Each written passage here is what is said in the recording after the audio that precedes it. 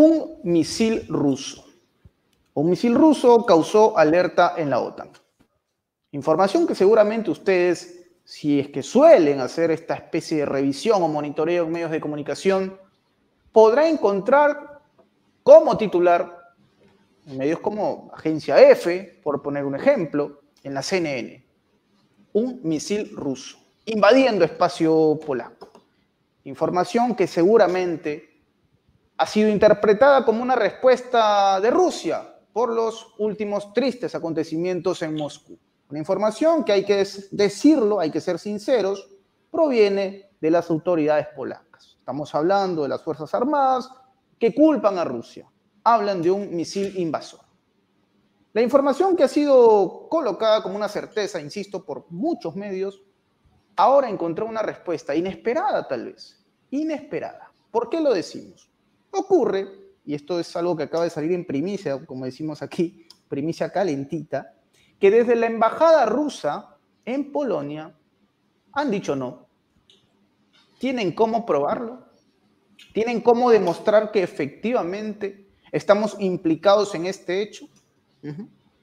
Sergei Andreev, embajador ruso en Varsovia, quien fue citado para aclarar este suceso, ha dicho: señores, mientras no demuestren que dicho misil es de procedencia rusa, no tengo nada que declarar.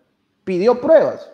Le pidió a las autoridades polacas que demuestren que sí, que efectivamente Rusia está implicado en este hecho. Pues no, no hay pruebas por el momento y el escenario se pone mucho más candente. Hace unos días, insisto, lamentablemente Moscú fue escenario de un suceso grotesco. Y ahí es cuando parte todo, porque desde Occidente consideran que Rusia, hablando específicamente de lo que pasó con el misil ruso, ya está emprendiendo una respuesta muy dura contra estas naciones hostiles que son parte de la OTAN. ¿Sí? Todo esto se va volviendo más complejo. Estamos entrando en un terreno muy, muy complicado en el cual lo que parece ser verdad un día, al día siguiente de repente no, de repente tiene otros matices. Porque en su momento se dijo que ISIS fue autor del atentado de Moscú. Pero luego los rusos salieron a decir: ¿y qué tal si alguien financió a ISIS? ¿Qué tal si no son los únicos responsables? ¿Y por qué Estados Unidos está exculpando a Ucrania de este suceso? Afirmaciones van, afirmaciones vienen, el terreno se pone más pantanoso. Pero vamos a hablar de esto, y con mucha profundidad, porque hoy tenemos un invitado de lujo. Yo le doy las gracias al señor Eduardo Luque, quien es un analista geopolítico que está muy centrado en esta información y en todo el acontecer de Europa. Eduardo, bienvenido a Prensa Alternativa. Un gusto, un placer. Encantado de estar aquí con vosotros.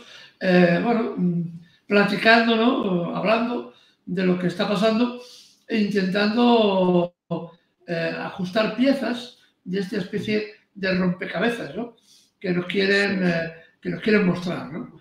Así que si podemos hacer un poco de reflexión, pues yo pienso que ya habremos conseguido el objetivo primordial de este programa.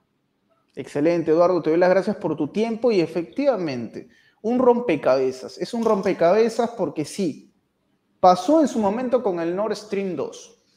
No se profundizan las investigaciones desde Occidente, no veían con buenos ojos que la ONU, por ejemplo, pueda involucrarse para detectar quién era el responsable. Desde Washington habían ya informes exculpando a supuestos autores, y es que lo que ha pasado el viernes 22 de marzo ha sacudido al mundo, y no estoy exagerando, porque no solamente hemos sido testigos del salvajismo que trae consigo la guerra, sino también la falsa diplomacia, este doble rasero, ¿no? Este doble rasero a partir de hechos tan banales, si se quiere, como la posición de algunos gobiernos que cuando ocurren hechos lamentables en otras naciones, por poner un ejemplo, las banderas son colocadas a través de sus luces en las instituciones, fachadas de instituciones importantísimas. Una solidaridad que no se ha visto con Rusia, pero eso es algo que hablaremos seguramente con más detenimiento más adelante. Eduardo, el contexto actual, ¿en dónde nos ubica? Dimes y diretes, acusaciones van y vienen, dicen que Rusia intentó fastidiar a Polonia, desde Rusia, por supuesto, niegan rotundamente estas insinuaciones que pareciese más una cortina para disipar lo que ocurrió el 22 de marzo, Eduardo. ¿En qué momento nos encontramos? Sí, es evidente, como tú bien dices, que estamos frente a una cortina de humo. Pero no solo aquí, no solo en el problema de Polonia. Recuerdo a los televidentes que ya hace más de un año sucedió un caso similar. Incluso murió una persona en Polonia. Le cayó encima un misil, estaba trabajando en su casa. Se dijo que el misil efectivamente era ruso y después se demostró que era un misil de la defensa aérea ucraniana, que había fallado por la mala utilización o simplemente porque había fallado técnicamente, ¿no? Pero es igual, era igual. Lo que pasó fue una campaña de demonización de todo lo ruso, empezando por Putin, de una forma absolutamente brutal y al unísono, que parece que estaban coordinados, no parece, están coordinados todos los grandes medios occidentales para fustigar la posición del presidente ruso. Hasta extremos que son, digamos, burlescos. Hoy oíamos en la televisión inglesa cómo acusaban, y escuchen bien, acusaban al presidente ruso, Vladimir Putin, y al presidente chino, Xi Jinping, de ser responsables de la mala imagen que tenía la familia real británica por este desgraciado suceso de que la princesa de Gales parece ser que tenía un cáncer, que la han operado y que han hecho el ridículo en términos de comunicación. Pues bien, la culpa no era de que los 52 asesores que tienen los príncipes de Gales para ocuparse del tema de la imagen pública de la familia real británica, sino que la culpa era de Putin nuevamente. Es decir, que estamos llegando a extremos grotescos, ¿no? En España hay un refrán que suele decir que se le echa la culpa al toro que mató a Manolete. Manolete fue un torero que murió en una plaza de toros en los años 50, hace ya muchos años, y de entonces quedó esa frase, ¿no? El toro que mató a Manolete se le echa la culpa de todo. Pues en este caso vivimos en un medio de una guerra de comunicación, una guerra híbrida, de eso ya en otras ocasiones ya nos referiremos, una guerra híbrida en la que vale todo y sobre todo vale la conciencia y la psicología de en este caso, de los países occidentales fundamentalmente, ¿no? Por tanto, cualquier cosa que ocurra, cualquiera, siempre y que sea negativa o que se pueda plantear como negativa, siempre será responsabilidad de Putin, aunque sea el último intento de alcanzar la Luna por parte de un satélite japonés que aterrizó en el lugar correcto, pero cabeza abajo, porque tuvieron un error de pilotaje en última instancia, ¿no?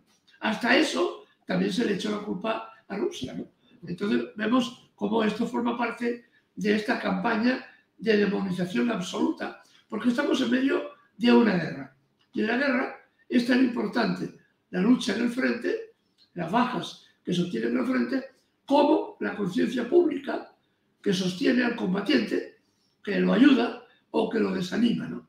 Y por tanto, es importantísimo para la prensa occidental que cualquier cosa negativa pueda achacársele a Putin o al presidente chino en este caso también. Y hablando de eso, Eduardo, te doy la razón porque al menos yo tengo esta costumbre de cuando ocurren situaciones tan lamentables y controversiales, hacer uso de las redes sociales para ver cuál es la mirada que hay en ciertos sectores, ¿no? Y a mí hay algo que me llama la atención es que muchos medios, evidentemente antirrusos o rusofóbicos, ahora plantean una nueva cuestión. Porque Ucrania en su momento sí puso sobre la mesa esa supuesta, y creo que ya lo descartaron por un tema también ético, pero esa supuesta teoría de un autoatentado. Pero ya no se habla de un autoatentado. Ahora la narrativa es que el señor Vladimir Putin, su gobierno, es responsable por omisión, por haber ignorado un mensaje que llegó de la Embajada de Estados Unidos en Moscú y también de la de Inglaterra, de Reino Unido, para ser más precisos con el término, en el que alertaban sobre un plan macabro, un ataque terrorista que venía en ciernes, un atentado que ponía en jaque a las multitudes. La narrativa que ponen ahora sobre la mesa es que Vladimir Putin es culpable por haber ignorado los avisos de Estados Unidos. Eso es como lo están planteando, como lo están enfocando. Es decir, tal y como lo dice Eduardo, el responsable sigue siendo Vladimir Putin. Pero ahora, hablando de responsabilidades, Eduardo, entró en escena, por supuesto, la Casa Blanca, que es un detalle no menor. María Zaharova, la portavoz de la Cancillería, está indignada, porque entre otras cosas, desde Washington hablan específicamente sobre el atentado, dan sus condolencias, como era de esperarse, pero dicen que Ucrania no tiene nada que ver en el asunto, de una manera tajante. Han dicho esto como si ellos hubiesen estado en el lugar de los hechos. Es muy raro porque eso es lo que ponen sobre la mesa desde Rusia. María Zaharova le dice, señores, ustedes ni siquiera saben quién rayos acabó con su presidente John F. Kennedy. ¿Cómo pueden saber desde su posición quiénes son los autores de lo ocurrido en Moscú? Sí, Una situación... Sí. Y lo más notable es que lo sabían una hora después. Una hora después del atentado, aún no habían caído prisioneros los terroristas y ya sabía la embajada norteamericana que no habían sido los ucranianos. Eso es otro detalle no menor también. Otro detalle Así no es, menor. Eduardo. No, y hablando de eso, a ver, yo te pregunto, ¿no? Es fácil deducir, Eduardo, que estás en un contexto distinto al nuestro, que estamos en, no sé si me equivoque, pero estás en un contexto, digamos, geográficamente hablando. ¿Y cuál es la posición de los medios en este momento? ¿Qué, digamos, mirada tienen respecto a esto? Porque hay que ser sincero, Eduardo, si esto hubiese pasado en París, estoy convencido, hubiese otra mirada. ¿Cómo lo ves tú? La mirada yo diría que prácticamente unánime. Prácticamente unánime. Habremos de recordar una cosa importante, de entrada. Todos los medios occidentales, estoy hablando de los medios de información más importantes, beben de 5 fuentes. Son 5 fuentes. 3 de esas fuentes son norteamericanas y 2 son una inglesa y otra un conglomerado inglés-alemán. De esas 5 fuentes recogen toda la información, periódicos, televisiones, oficiales, etcétera, etcétera. Así que si la fuente está sesgada, todas las informaciones que vienen después, obviamente están sesgadas. Y esto es lo que estamos viendo. Esto es lo que ha de conocer la gente. Incluso medios importantes en Latinoamérica funcionan por el mismo criterio. Por tanto, es bastante unánime en la prensa continental, aquí en Europa, en la Unión Europea, que prácticamente responden todos al mismo criterio, ¿no? Aquí no existe. La libertad de prensa es una rara avis que se puede sacar por estos canales, que son canales más pequeños, con menor audiencia, lógicamente, y por otro, de este tipo, porque los grandes medios están al servicio de los intereses de Norteamérica y de sus aliados, en este caso. Y esto es lo que estamos viendo.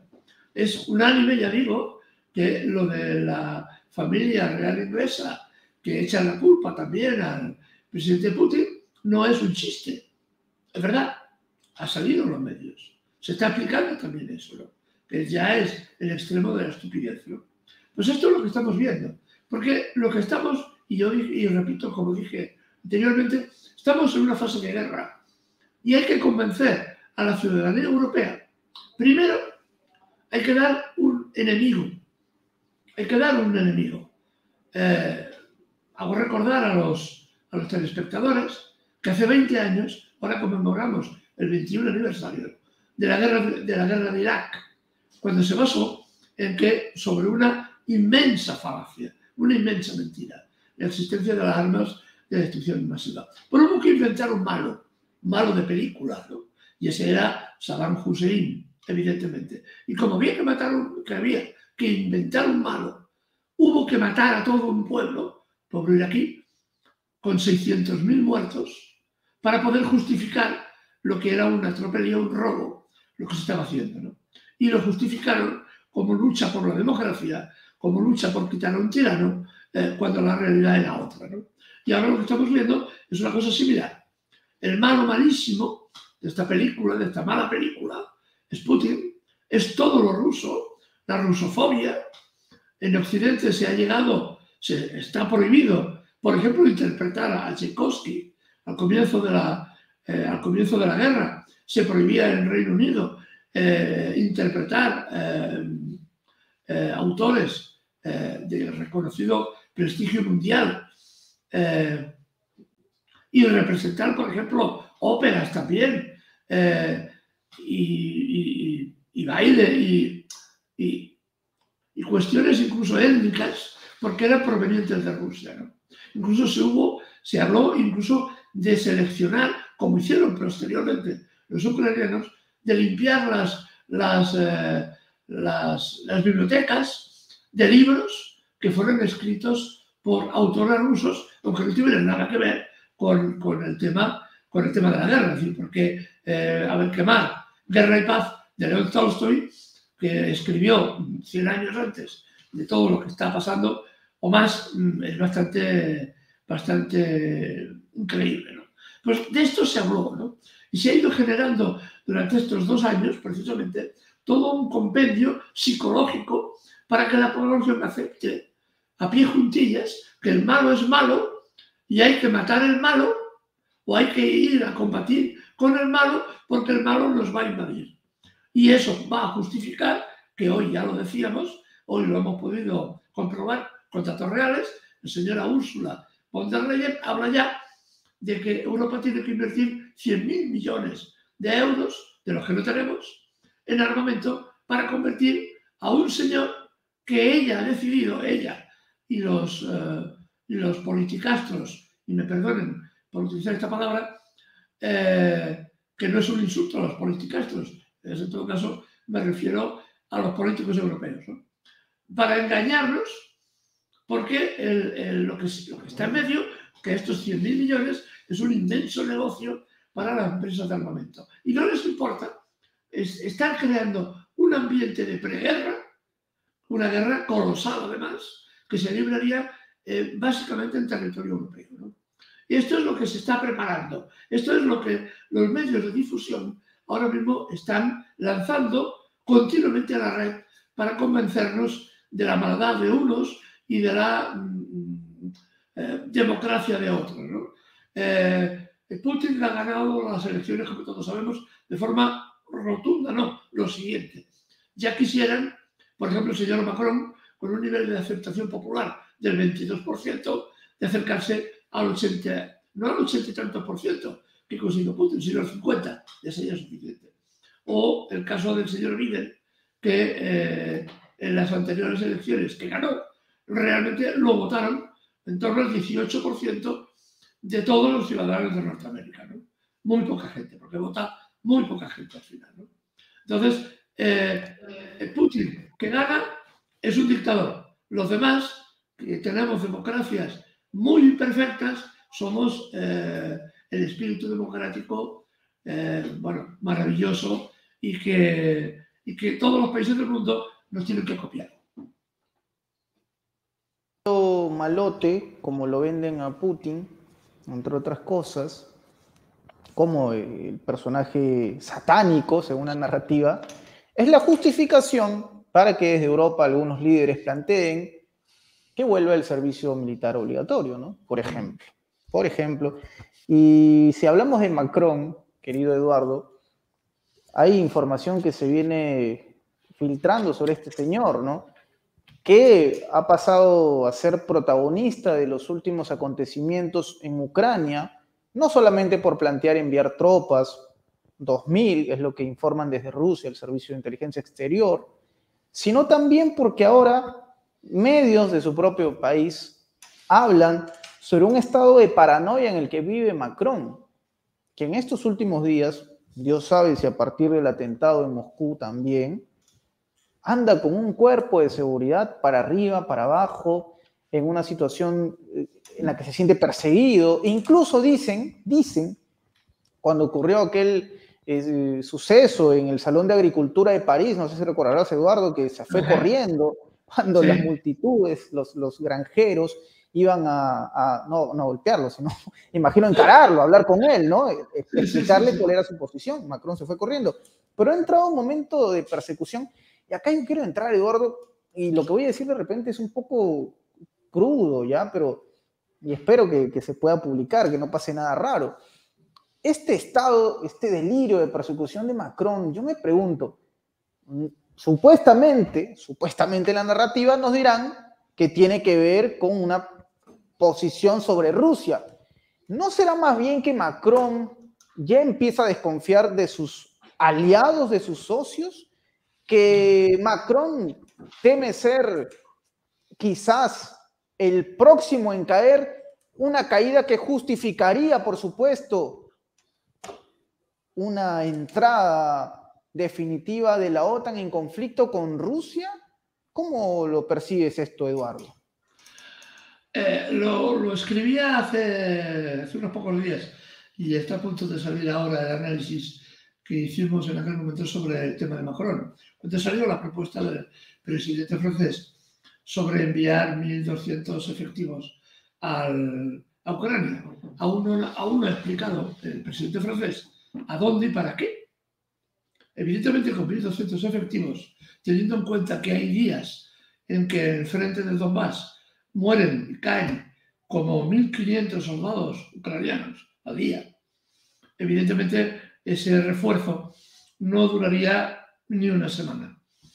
Entonces, no está definido para qué se envía ese grupo operativo. De la Legión Francesa, importante, muchos de los militares de esta unidad no son evidentemente franceses, son extranjeros. Así que son, digamos, prescindibles. Son prescindibles. Además, ha negociado con la ministra de Transportes, que es de la oposición, del partido de la oposición, que además de estos 1.200 soldados, irán como otros 2.000 civiles en concepto de conductores de coches, de camiones, para el suministro de las tropas. Esto es lo que sabemos. Si hemos de hacer caso a lo que decía la prensa alemana, cuando hizo esta propuesta, la prensa alemana llegó a afirmar que el señor Macron estaba bajo los efectos de alguna sustancia psicotrópica. Es decir, se le había ido la mano. Esto es lo que afirmaban la prensa alemana, cosa que también yo no puedo decirlo ni una cosa ni la otra, me limito a decir lo que la prensa ha sacado a la luz. Pero es que Macron tiene otro problema, muy, muy, muy importante. Tiene un gobierno que se desgaja por momentos.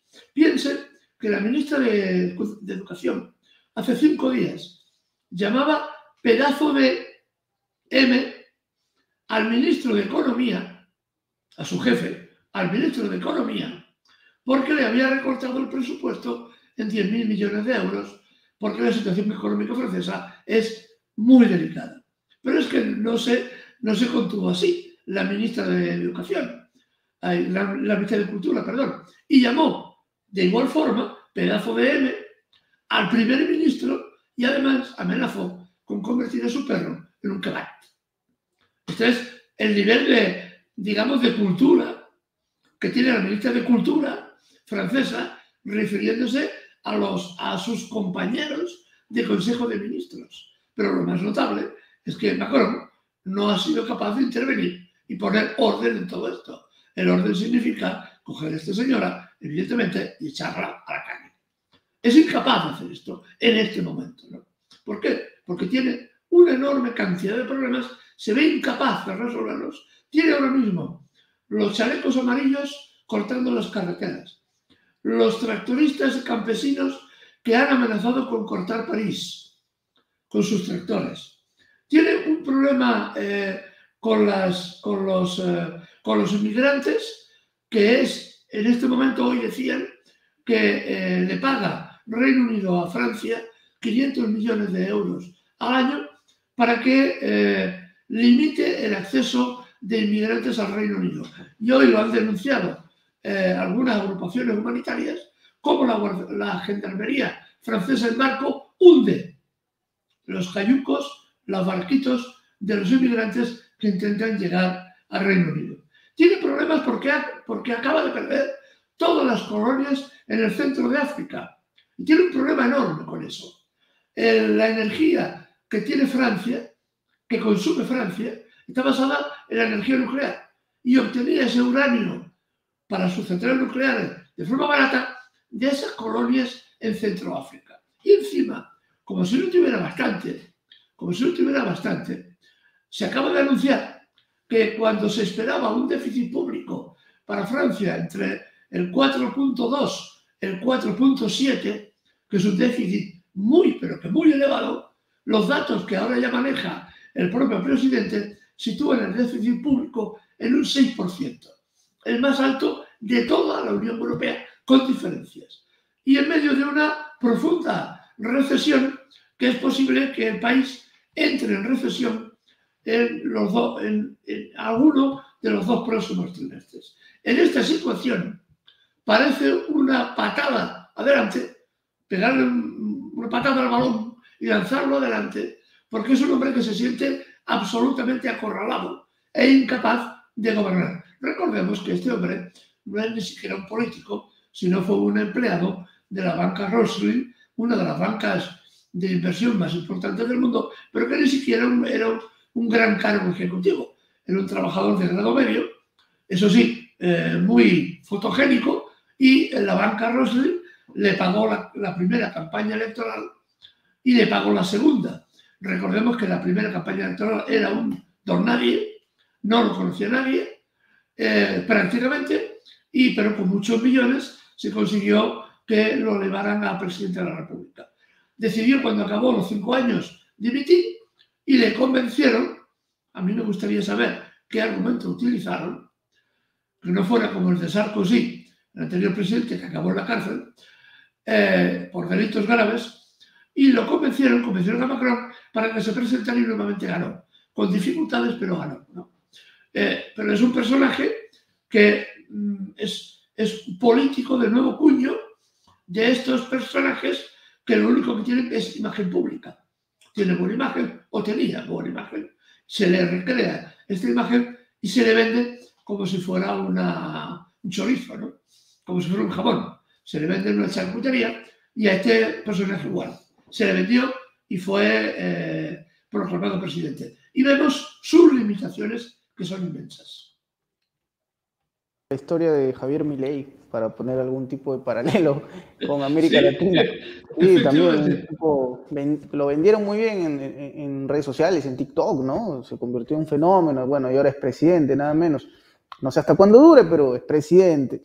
Eduardo, hablabas de sentirse acorralado y no puedo obviamente dejar de pensar en Volodymyr Zelensky, quien también seguramente se siente ahora mismo en esa situación de desasosiego, de paranoia, en fin, porque, y acá te voy a poner en este contexto, Eduardo, obviamente yo siempre lo voy a remarcar, aquí nadie ve el futuro, no tenemos una bola de cristal para saber qué va a pasar. Pero la pregunta es, Vladimir Putin, la respuesta de Vladimir Putin, habló hace poco y con mucha dureza, Putin, sobre lo que le espera a los involucrados. De hecho, hay posturas poco más rígidas, como las de Dmitry Medvedev, quien habló de aniquilar a los integrantes. Bueno, se sabe hasta el momento que ISIS está involucrado, pero Medvedev se pregunta quién los financió. Bueno, la pregunta también sería ahora, ¿qué posición tomaría Vladimir Putin, Eduardo, para ti a partir de esto? ¿Qué se viene ahora mismo? Porque entendemos, hay hay un deseo de revancha seguramente de la sociedad rusa y no faltarán seguramente quienes en la interna de Rusia están con esa sed. Han utilizado términos como justicia, pero también de venganza. Hay que ser sinceros, es lo que se ha podido escuchar, por lo menos de personajes como Medvedev. Pero uno se preguntaría, Vladimir Putin como líder, ¿cómo crees que va a tomar este contexto, Eduardo? ¿Va a dar un siguiente paso definitivo? ¿Vamos a ver más allá de esto una actitud más frívola, calculada de parte del líder ruso? ¿Cómo ves tú los próximos días, Eduardo? Yo lo que preveo, y cuando intervine el otro día en directo, cuando se producía el atentado en Moscú, yo lo decía públicamente en la televisión. Lo que ahora se tiene que hacer, desde mi punto de vista, es sobre todo cabeza fría y tranquilidad. Cabeza fría y tranquilidad. Las revanchas, las venganzas, eso queda bien para hacer un comunicado público, pero el político ha de tener sobre todo cabeza, inteligencia y frialdad. Y no creo que modifique el proceso que está viviendo en este momento el ejército ruso, que está ganando en todo el frente y está avanzando en todo el frente, porque al final habrá una negociación. Y la gente piensa, bueno, es que no, al final todas las guerras, todas, acaban en un acuerdo, aunque sea un acuerdo de rendición. Si no, recordemos, por ejemplo, cuando el Imperio japonés firmaba su rendición en lo alto del acorazado Missouri en 1945. ¿no? O cuando se rindieron los japoneses o los alemanes, sobre todo los alemanes, al general Sukhov, firmaron un acuerdo de rendición. Así que al final se llegará a algún acuerdo. Es un acuerdo que puede ser más amplio, más pequeño, de una forma o de otra, dependerá de la cuestión militar. Fundamentalmente dependerá de la cuestión militar. Entonces, yo pienso que la respuesta existe y existirá. De hecho, hoy ya lo han confirmado fuentes ucranianas esta tarde, que el misil que cayó, el Zirkal, que cayó ayer en Kiev, mató a altos dirigentes del SBU, de los servicios de inteligencia ucranianos, que estaban en un búnker muy bien protegido debajo de un edificio. Es el búnker fue volado y hoy han reconocido los medios ucranianos que efectivamente había altos dirigentes allá. Así que la venganza ya se ha iniciado. Y además, yo recuerdo otro detalle importante. Lo que pasa es que las cosas son con tiempo y adecuado y en el momento oportuno. Cuando Putin, por ejemplo, dijo públicamente que ya habían eliminado a los 14 grandes digamos, comandantes chechenos que habían promovido la guerra contra Rusia en Chechenia 3 décadas antes. Eran 14 y fueron eliminados uno a uno. Y estaban repartidos en muchos países del mundo, incluido en Inglaterra y en Francia. Y fueron eliminados. ¿Por qué? Porque eran los responsables de haber provocado la muerte de centenares de miles de personas. Así que esto se cumplirá. No es un vaticinio, no es una bola de cristal, pero se cumplirá porque ya hemos visto cómo esto se va cumpliendo con el tiempo. Aquí esperamos, en Occidente estamos acostumbrados a las películas del oeste de pim pam fuego. Esto no es así. La política es mucho más complicada y mucho más a largo tiempo, a larga distancia. Pero Putin no va a cometer el error que espera Ucrania. Ucrania ha promovido este golpe, que además los datos ya están más claros, están evidentes, que ha sido financiado por Ucrania. Este golpe no va a implicar una reacción de aquellas de ataque nuclear contra Kiev. No, esto no va aquí. Esto no va así. No va así. Lo que pasa es que mucha gente ahora, pues bueno, ve la situación muy complicada. Lo es, muy peligrosa, lo es, pero se lanzan a las redes a hablar de bombas nucleares como si fuera que lloviera, ¿no? No, la cosa es bastante más complicada y bastante más seria. Entonces, según yo veo, Putin no va a hacer una declaración de guerra porque implicaría una movilización mayor todavía y eso sería, en este momento todavía no es necesaria, porque lo que sí ya ha hecho el gobierno ruso es poner la industria de guerra a trabajar 24/24/7. Es decir, la industria rusa está trabajando a un nivel enormemente importante, y eso es lo que se va a seguir a partir de ahora. Se va a seguir la escalada, habrá más conflictos y Rusia necesita tiempo para aumentar aún más la producción en materia de instrumentos de guerra, pues todo lo que se avecina es evidentemente una confrontación en un momento dado y hay que estar preparados. Y Rusia en este momento tiene una gran ventaja sobre Occidente. Por tanto, Rusia va a actuar, yo pienso, señor Putin, no va a actuar de forma desenfrenada, no va a lanzar miles de bombas, que podría perfectamente, sobre Kiev, Kharkov o Odessa. No lo va a hacer, entre otras cosas, porque en Kharkov y Odessa una gran parte de la población, o la mayor parte, es prorrusa. En Kiev no tanto, solamente el 40%. Pero en Kharkov y Odessa la mayor parte de la población es prorrusa, es rusa. No voy a matar a los míos. Por eso los ataques que se dan contra las ciudades son ataques muy seleccionados y que evitan en todo lo posible bajas civiles. La ONU reconoce en este momento que en la guerra de Ucrania han muerto unos 8 a 10.000 civiles en los dos bandos. 8 a 10.000 civiles en 2 años. Vemos como en Gaza los criminales de Israel han matado 31.000 personas, casi 32.000 personas en 5 meses, ¿no? Ahí vemos la gran diferencia de cómo se hacen las cosas. O bien, y un último detalle, yo estuve al final de la guerra del Golfo 2 ocasiones en Irak, ¿no? Y nos enseñaron, por ejemplo, que para poder destruir la resistencia iraquí a la invasión norteamericana en el barrio de la Erbililla, tuvieron que bombardear el barrio durante 3 semanas consecutivas. Hubo más de 45.000 muertos en aquel momento. Solamente en un barrio de Bagdad. Solamente en un barrio de Bagdad. Y esta es la realidad de esta guerra, de aquella guerra. Esta es bien diferente. Por eso Putin, pienso yo, va a adoptar una posición cerebral, tranquila, y una respuesta que irá increciendo como va siendo efectiva hasta este momento. Y la guerra continuará empujando en el Donbass y Lugansk, ganando territorio a lo que es ahora el régimen de Ucrania. Correcto. Es digamos, una mirada, Eduardo, que seguramente vamos a ir confirmándola en estas semanas, en estos días, por supuesto. Claro, uno pensaría, si ponemos en la balanza, por ejemplo, vamos a tratar de hacer memoria, ¿no? ¿Cuál fue la actitud de Benjamin Netanyahu luego del 7 de octubre? Salió a barrer con civiles. Es algo que está documentado, ¿no? Salió a barrer con civiles con una actitud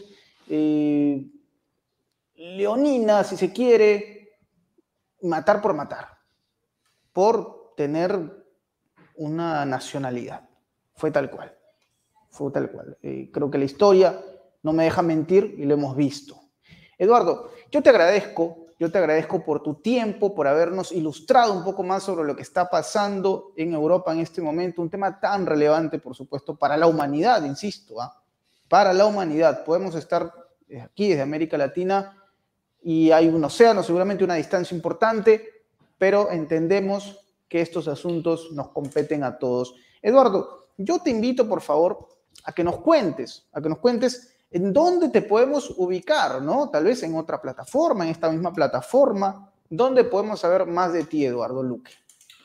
Bueno, fundamentalmente la plataforma que ahora más uso, la que estoy más referenciado, es el programa de Detrás de la Razón, con Roberto de la Madrid. También he hablado hablo para otros canales, como Canario Semanal, aquí en España, varias revistas. Sobre todo hay una con la que colaboro desde hace muchos años y que ha publicado algunos de mis libros, que se titula El Viejo Topo. Es una revista clásica de política, de las más antiguas de España, y que tiene importante repercusión también en Latinoamérica. Se lee bastante. Dentro de lo que se lee hoy en día, revistas de análisis político, ¿no? Así que estas son un poco de mi biografía. He podido, bueno, he ayudado en lo que he podido en ayuda humanitaria en la guerra en Irak 2 veces. También hice lo propio en la guerra en Siria. También estuve haciendo lo propio en la guerra en Yugoslavia anteriormente. Es decir, que hay situaciones en las que uno las ha conocido en vivo y en directo, ¿no? Y eso te permite también un cierto grado de relativizar todo lo que nos viene, la propaganda, toda esta información, relativizarla, ¿no? Porque ya hemos visto muchas cosas, hemos visto cómo mentían, cómo vuelven a mentir y cómo seguirán mintiendo. Porque detrás de todo esto hay un inmenso negocio de armas, de gente que lucra con la muerte de otros y que han visto en la guerra de Ucrania y en los conflictos mundiales también de una forma más de alimentar su cuenta de resultados. Esto es lo que está detrás. Esto es lo que está detrás. Y una última reflexión para Latinoamérica. Yo diría que no deberíais, si me permite la expresión, me tuteo, no deberíais pensar que esto ocurre en Europa y que hay un océano de por medio. No es cierto. No es cierto. Porque lo que está ocurriendo, por ejemplo, los cambios de gobierno en Latinoamérica, de una posición más progresista a otra más reaccionaria, están influidos también por los contextos mundiales. Bolivia es un gran productor, que sabemos, de litio, y evidentemente las políticas que se van a aplicar si caen los gobiernos progresistas y entran gobiernos más de derecha están basados en los intereses de Estados Unidos. La idea incluso que se habló antes de que ganara Petro, de que Colombia formara parte de la OTAN, esto se estuvo discutiendo, es un hecho objetivo que lo que pretende es que América Latina también se incorpore como los países controlados por Washington, ¿no? Así que, de alguna forma, todo lo que nos pasa a todos y nos influye a todos. A nosotros, los europeos, por un lado, y a vosotros, los latinoamericanos, por otro, porque también nos influye a nosotros, a su vez. Estamos todos en el mismo barquito. Si nos hundimos todos. Es correcto, Eduardo. Yo te agradezco porque es verdad, coincidimos en esto. Y ojalá, Eduardo, podamos tenerte más seguido aquí en Prensa Alternativa, porque seguramente tu aporte va a ser valiosísimo a través de tu experiencia y todo lo que puedes, digamos, compartir con nosotros, que ayudará seguramente a entender un poco más lo que hay detrás de la noticia. Y es verdad, insistimos, estamos en un mismo hábitat, en un mismo espacio, en un mismo lugar, que debemos obviamente cuidar, y más allá de las nacionalidades, somos seres humanos finalmente. Y creo que el mundo entero espera que esta situación no se salga de control. Son nuestros deseos. Eduardo, nuevamente agradecido contigo, un honor, un lujo haber conversado en esta charla para nuestro público de Prensa Alternativa. Invito a nuestra querida audiencia, si es que les gustó el contenido, suscríbanse, denle me gusta al video, comenten, compartan, que es totalmente gratis. Mi nombre es Enzo Anchante, esto fue Prensa Alternativa, nos vamos a estar reencontrando seguramente muy pronto. Hasta luego.